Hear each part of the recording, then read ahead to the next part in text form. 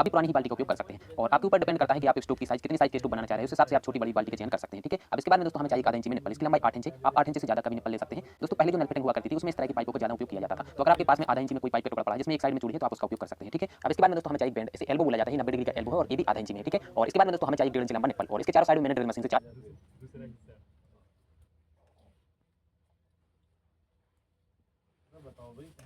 तो बनाना इसमें भरना का काम करेगा। ठीक है, अब इसके बाद में दोस्तों हमें चाहिए दोस्तों यहाँ पर मैंने पहले लोहे की मटेरियल आपको दिखाई, सभी आधा इंच में है, जो कि आपको हार्डवेयर की शॉप पर जहाँ पर कटिंग का सामान मिलता है यहाँ पर आपको आसानी से मिल जाएगा। इसके बाद में दोस्तों हमें चाहिए 4 इंची पाइप का टुकड़ा और इसकी लंबाई हम बाल्टी के माप के बराबर रखेंगे। तो यहाँ पर दोस्तों आप देख सकते हैं मैंने बाल्टी के माप के हिसाब से पाइप का टुकड़ा लिया है और इसके बाद में दोस्तों हमें चाहिए कुछ कीले, तो यहाँ पर मैंने लगभग 10 से 12 कीले ले लिए। ठीक है, अब दोस्तों हम करते हैं इसे बनाना स्टार्ट। तो सबसे पहले दोस्तों हम इस निप्पल की एक साइड में स्केप को अच्छे से टाइट कर लेंगे और इस निप्पल की दूसरी साइड में हम इस बेंड को कसेंगे।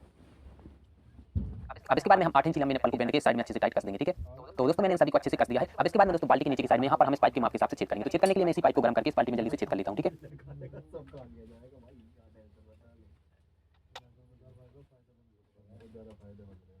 दोस्तों मैंने बाल्टी में छेद कर दिया है। अब हम इस पाइप को बाल्टी के अंदर साइड से इस तरह से डालेंगे। इसमें जो निप्पल है इसे हम बाल्टी के बीच सेंटर में रखेंगे इस तरह से। ठीक है, और यहाँ पर मैंने रेत और सीमेंट का मिक्सचर पहले ही बना लिया था, तो इसमें हम मिक्सचर को भरने वाले हैं और इसमें हम मिक्सचर को जो हमने एल्बो लगा रखा है मिक्सचर को इतना भरेंगे कि एल्बो ढक जाना चाहिए। लगभग 1 इंच मोटा हम इसमें मिक्सचर बिछाने वाले हैं। ठीक है, तो ये काम भी मैं जल्दी से कर लेता हूँ।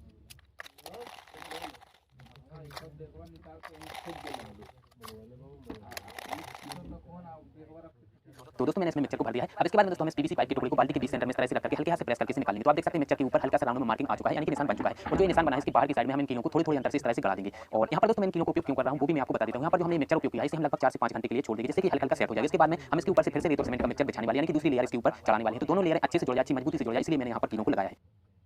तो दोस्तों मैंने इसमें कीलों को लगा दिया है। अब इसे हम कुछ समय के लिए छोड़ देंगे। ठीक है, तो दोस्तों आप इसे देख सकते हैं इसका मिक्सचर हल्का-हल्का सा सेट हो चुका है। अब इसके बाद में दोस्तों हमें चाहिए इस तरह का एक पाइप, दोस्तों इसे नल की बोला जाता है। मैंने यहाँ पर पुरानी नल की ली है। दोस्तों ये नल की बड़े वाहनों की ट्यूबों में लगी रहती है, इसी से होकर के ट्यूब में हवा डाली जाती है। तो जहाँ पर भी बड़े वाहनों के पंचर बनाए जाते हैं वहाँ पर आपको नल की आसानी से मिल जाएगी। या इसकी जगह पर दोस्तों आप इसी की साइज का कोई भी मेटल का पाइप उपयोग कर सकते हैं। ठीक है, तो दोस्तों मैं इस पाइप को लगभग 4 इंच लंबा यहाँ से काट लेता हूँ।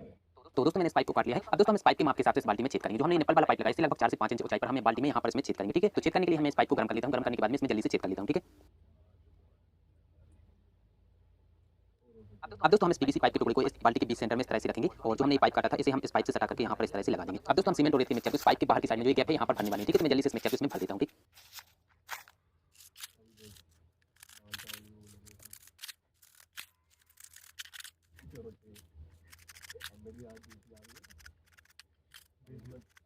दोस्तों मैंने इसमें अच्छे से मिक्सचर को भर दिया है। अब हम इसे लगभग 2 से 3 घंटे के लिए सेट होने के लिए छोड़ देंगे।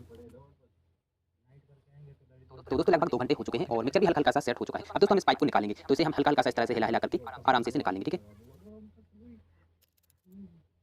दोस्तों आप इसमें देख सकते हैं कि इसकी कुछ सीमेंट निकल चुकी है, तो इसमें हमें सीमेंट का घोल लगाना पड़ेगा। तो इसके लिए मैंने एक कटोरी ली है, इसमें हम 3 से 4 चम्मच सीमेंट लेंगे, इसमें हल्का सा पानी डाल करके थोड़ा सा टाइट घोल इस तरह से घोल बना लेंगे। ठीक है, और यहाँ पर जो हमने नलकी वाला पाइप लगाया था इसे हम अंदर की साइड में इस तरह से ढकेल करके लगभग अंदर की साइड में 1 इंच रखेंगे और इसके बाद में दोस्तों चम्मच के पीछे की साइड में हम सीमेंट को इस तरह से लगा करके इसमें सीमेंट को लगा देंगे। ठीक है, तो मैं जल्दी से सीमेंट को इसमें लगा देता हूँ।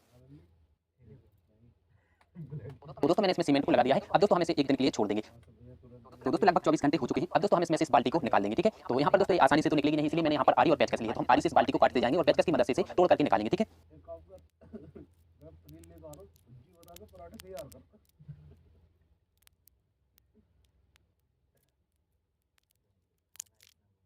दोस्तों आप इसमें देख सकते हैं इसके चारों साइड में छिद्र रह गए हैं और ये क्यों रह गए हैं मैं आपको इसका कारण भी बता देता हूँ। दोस्तों जो हमने दूसरी बार में मिक्सचर तैयार किया था उसमें पानी की कमी थी। अगर पानी पर्याप्त रहता और मिक्सचर ढीला रहता तो ये छिद्र नहीं दिखते, लेकिन कोई बात नहीं, हम सीमेंट के घोल से इन छिद्रों को बंद कर देंगे। तो इसके ऊपर घोल को इस तरह से डाल करके उंगली की मदद से जब हम उंगली को इस तरह से चलाएंगे तो ये छिद्र आसानी से बंद होते जाएंगे। ठीक है, तो मैं इस घोल को जल्दी से इसमें लगा देता हूँ। ठीक,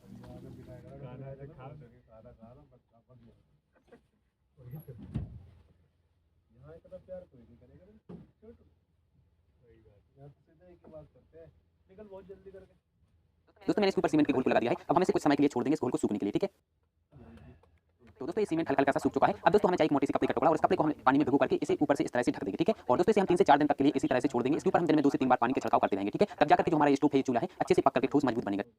दोस्तों लगभग 3 दिन पूरे हो चुके हैं और आप यहाँ पर इस स्टोव को देख सकते हैं, जो इसकी सीमेंट है वो अच्छे से सूख चुकी है, तो ये बिल्कुल मजबूत से बन चुका है। अब दोस्तों इसके बाद में हमें कुछ और सामग्री की जरूरत पड़ने वाली है। ठीक है, तो इसे मैं बाजू में रखता हूँ। अब इसके बाद में दोस्तों हमें चाहिए खाली प्लास्टिक का इस तरह का डिब्बा और इसके बाद में दोस्तों हमें चाहिए छोटी वाली बाल। दोस्तों ये बाल जो कृषि पंप रहते हैं उसकी नोजल में लगाई जाती है, तो जहाँ पर कृषि पंप रिपेयर किए जाते हैं वहाँ पर आपको आसानी से मिल जाएगी। वहीं से मैं एक निप्पल और इस तरह का एक बोल्ट लाया हूँ। ठीक है, तो जो ये निप्पल है इसकी आउटपुट साइड में यहाँ पर लग जाएगा और जो ये बोल्ट है इसकी इनपुट वाली साइड में यहाँ पर लगेगा। ठीक है, अब इसके बाद में दोस्तों हमें चाहिए लेवल पाइप। दोस्तों ये पाइप आपको हार्डवेयर की शॉप पर आसानी से मिल जाएगा। मैंने यहाँ पर लगभग 3 फीट लंबाई पाइप लिया है। अब इसके बाद में दोस्तों हम इस बाल की जो इनपुट वाली साइड है इसके माप के हिसाब से इस डिब्बे में नीचे की साइड में एक छेद कर लेंगे। ठीक है, तो दोस्तों मैंने डिब्बे में छेद कर लिया है, इसमें हम इस बाल को कुछ इस तरह से लगा करके जो ये बोल्ट है इसे अंदर साइड से अच्छे से टाइट कर देंगे। ठीक है,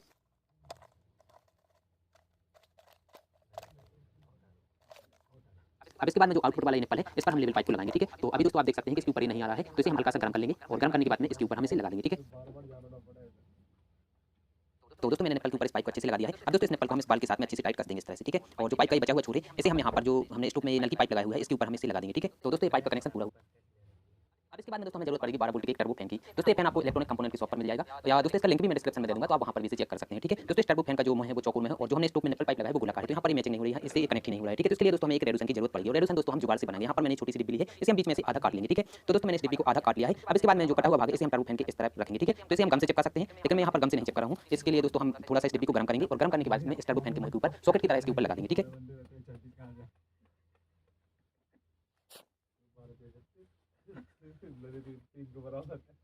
दोस्तों मैंने इस डिब्बी को इसके साथ में अच्छे से लगा दिया है और ये फैन कुछ इस तरह से इसमें लगेगा, ठीक है। अब दोस्तों इस टर्बो फैन को चलाने के लिए हमें चाहिए 12 वोल्ट का चार्जर, ठीक है। तो यहाँ पर मैंने 12 वोल्ट 1.5 एम्पीयर के चार्जर लिया है और यहाँ पर इस चार्जर में जो लाल कलर का वायर है इसे हम इस टर्बो फैन के लाल कलर के वायर के साथ में जोड़ देंगे और जो काले कलर का वायर है इसे हम टर्बो फैन के काले कलर के वायर के साथ में जोड़ देंगे। तो फाइनली दोस्तों जो हमारे स्टोव है वो बनकर के कंप्लीट हो गया है। अब मैं आपको इसे टेस्ट करके दिखाता हूँ। दोस्तों मैंने इस स्टोव को चला करके देखा था, इसमें कुछ कमी थी जिसे मैंने पूरा कर दिया है। तो पहले मैं आपको बता देता हूँ कि इसमें कौन-कौन सी कमी थी। तो यहाँ पर जो हमने नल की पाइप लगाया था पहले 4 इंच लंबा लगाया था, 4 इंच से थोड़ा कम ही था। तो इस पाइप से प्रॉब्लम क्या आ रहा था, जब मैं स्टोव को चला रहा था तो स्टोव चलने के 10 से 15 मिनट के बाद में ये पाइप बहुत ज़्यादा गर्म हो रहा था। गर्म होने के कारण जो लेवल पाइप है वो इसमें से पिघल करके निकल रहा था। तो इसे हटा करके मैंने इसकी जगह पर 6 इंच लंबा नल की पाइप इसमें लगा दिया है और दोनों साइड से मैंने एमसील को भी अच्छे से भर करके सेट कर दिया है, ठीक है। तो इसमें सिर्फ यही प्रॉब्लम आ रही थी, बाकी अच्छे से काम कर रहा है। और यहाँ पर दोस्तों मैंने लेवल पाइप को भी छोटा लगा रखा है। अब दोस्तों अपनी जरूरत के हिसाब से छोटा या बड़ा लेवल पाइप इसमें लगा सकते हैं, ठीक है। तो अब दोस्तों मैं आपको इसे चला करके दिखाता हूँ। तो इसे चलाने के लिए हमें चाहिए जला हुआ ऑयल और इस ऑयल को हम इस डिब्बे में भर देंगे, ठीक है। तो मैं जल्दी से इसमें भर देता हूँ।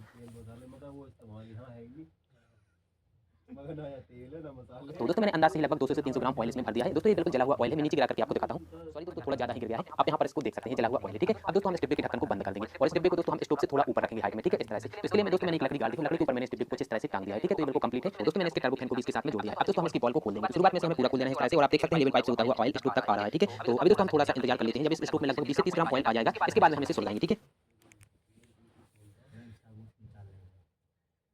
तो दोस्तों अंदाजे से लगभग 20 से 30 ग्राम इसमें ऑयल आ चुका है। अब हम इस बॉल को बंद कर देंगे, ठीक। अब दोस्तों इसे जलाने के लिए हमें चाहिए 2 से 3 कागज और कागज को इस तरह से हम फोल्ड करके इन्हें जला लेंगे। जलाने के बाद में इसमें इस तरह से डाल देंगे। दोस्तों इसे सुलगने में 2 से 3 मिनट का टाइम लगता है। शुरुआत में दोस्तों इसमें से धुआं निकलता है, कुछ कागज का धुआं रहता है, कुछ ऑयल का धुआं रहता है, लेकिन एक बार जब ये सुलग जाता है, जब हम टर्बो फैन को ऑन कर देते हैं फिर इसमें से धुआं नहीं निकलता है। दोस्तों ये केरोसिन के स्टोव की तरह ही काम करता है। शुरुआत में सुलगने में हल्का सा धुआं निकलेगा, इसके बाद में दोस्तों इसमें से फिर धुआं नहीं निकलेगा, ठीक है। और दोस्तों इसमें जो हमने कागज डाले हैं जब आधे से ज़्यादा जल जाएंगे तब जाकर हम टर्बो फैन को ऑन करेंगे, ठीक है। तो दोस्तों अब हम इस टर्बो फैन को ऑन कर देंगे। दोस्तों आप देख सकते हैं ऑयल में आप पकड़ ली है और ये सुलगना स्टार्ट हो चुका है। और दोस्तों मैंने इस वीडियो को भी खास कर रखा है क्योंकि यह वीडियो पहले से ही काफी ज़्यादा लंबा हो चुका है। इसमें जो हमने कागज डाली थी वो पूरी तरह से जल गई है। अब दोस्तों इसका सिर्फ ऑयल ही जल रहा है। अभी दोस्तों इसे सुलगने में थोड़ा सा टाइम और लगेगा, यानी कि इसका फ्लेम बढ़ जाएगा, जैसे कि सुलग चुका है और जब ये ऑयल अच्छे से गर्म हो जाता है तो इसका फ्लेम भी बढ़ जाता है। दोस्तों मैं आपको इसके ऊपर बर्तन रख करके दिखाता हूँ क्योंकि आपके दिमाग में एक सवाल जरूर आ रहा होगा कि इसके ऊपर बर्तन रखेंगे तो बर्तन काला पड़ेगा। तो मैं आपको वो सब भी दूर कर देता हूँ। यहाँ पर मैंने एक बर्तन लिया है, इसमें मैंने थोड़ा सा पानी डाल दिया है, मैं इसके ऊपर रख देता हूँ, ठीक है। अब 2 से 3 मिनट तक ये हम इंतजार कर लेंगे।